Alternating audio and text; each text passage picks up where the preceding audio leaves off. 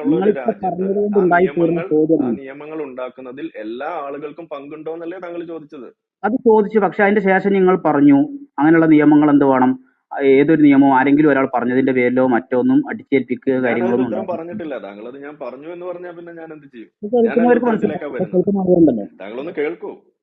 Okay. അല്ല, എനിക്കും പറഞ്ഞു, നിങ്ങൾ ഇടയിൽ താങ്കൾ സംസാരിക്കാന്ന് പറഞ്ഞത് കൊണ്ടാണ്. അല്ലെ നിങ്ങൾ ഒരു മിനിറ്റ് എടുത്ത് അല്ല പറയുകയാണെങ്കിൽ ഞാൻ താങ്കള് ഒരു മിനിറ്റ്. താങ്കൾ ഇടപെടുന്നതിന് ഒരു പ്രശ്നമില്ല. പക്ഷെ നമ്മളൊരു ഉത്തരം അല്ല, പറയുമ്പോൾ അത് അതിൽ പ്രശ്നമില്ല. ഇടപെടരുത്. പ്രശ്നം ഓക്കെ. താങ്കൾ മനസ്സിലാവുന്നുണ്ടല്ലോ. ചോദ്യം ചോദിക്കുകയാണ്, ഞാൻ അതിന് ഉത്തരം പറയുകയാണ്. അപ്പൊ ഉത്തരം പറയുമ്പോൾ അതിന്റെ നിങ്ങൾ ഇടയ്ക്ക് ഉത്തരം ഇടപെട്ട് പറയണം. കഴിഞ്ഞാൽ അത് ബുദ്ധിമുട്ടാണ്. അപ്പൊ ഉത്തരം കംപ്ലീറ്റ് ചെയ്യുന്നതിന് വേണ്ടി ഒന്ന് വെയിറ്റ് ചെയ്യുക എന്നുള്ളതല്ലേ അതിന്റെ ഒരു സാമാന്യ രീതി. അത് ഒന്ന് അത് ശരിയാണ് പാലിക്കണമെന്ന് സഹോദരാ. മാത്രമാണ്. കാരണം എന്നെ കൺട്രോൾ ചെയ്യാൻ ഒരു മോഡറേറ്ററിന്റെ ആവശ്യമില്ല.